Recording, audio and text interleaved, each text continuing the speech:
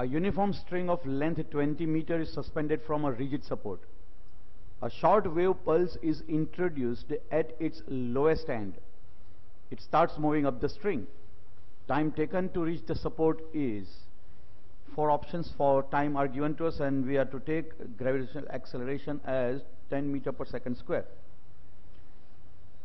Condition given to us is that this is the string which is supported at one end, free at another. It is a massive string, and the length of the string is 20 meters. Though it is not formally specified in the problem, but it is to be understood that when the wave is generated, if there is no other load acting on the string, then string itself must be massive. It must have tension so that it can carry that pulse.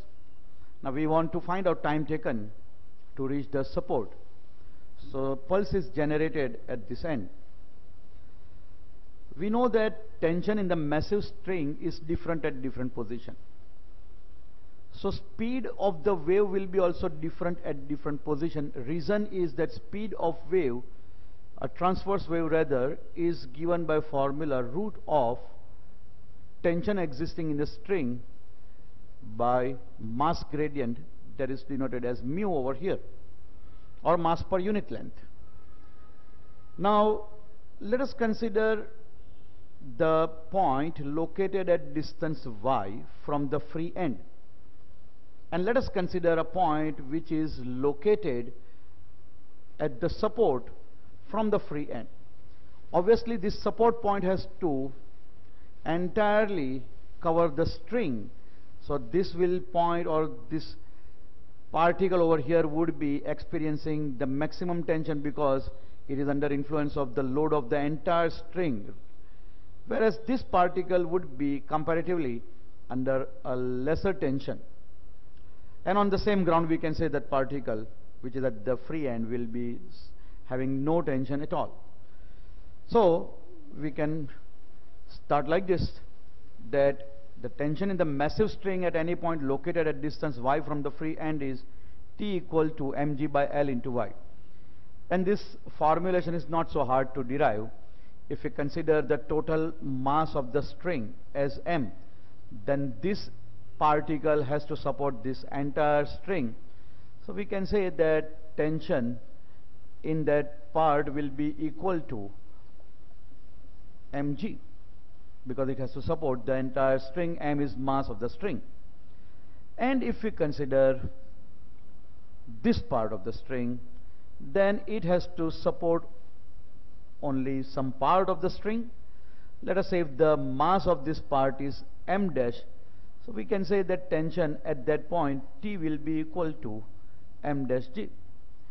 If you want to get relation of tension with length, then we can have a proportionate relation which simply goes like this, that if we denote this as T dash, let us say, then we can say that length and tension can be proportionally written like this. If length is L, then tension is mg, and if length is y, let us say that tension is T dash. So on cross multiplication we can get T dash is equal to mg y by L, and that is what we have written over here. So we can simply state that tension at this point, which we have denoted as T in our case, is mg y by L, which is proved over here. Mass per unit length is mass gradient, so that will be denoted as mu. So tension at that point will be mu gy. Now from the formula for the transverse wave in the string, V is equal to root of T by mu. So that is root of mu gy by mu. Cancellation of mu gives V equal to root of gy. That simply means that speed is position dependent. Said in other words, as the position goes on increasing, the speed also goes on increasing, and the reason is that tension goes on increasing. So we want to find out that what will be the time taken. We know that speed is equal to dy by dt is equal to root gy.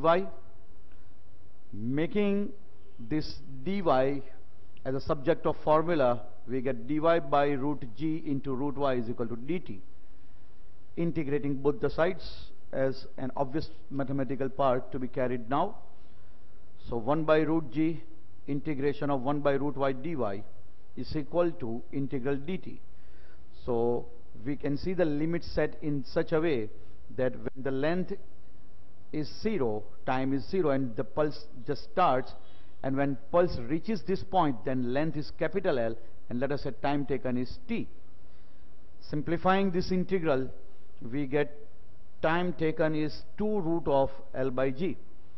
Length of string is given to us as 20 meter, G is to be taken as 10 meter per second square.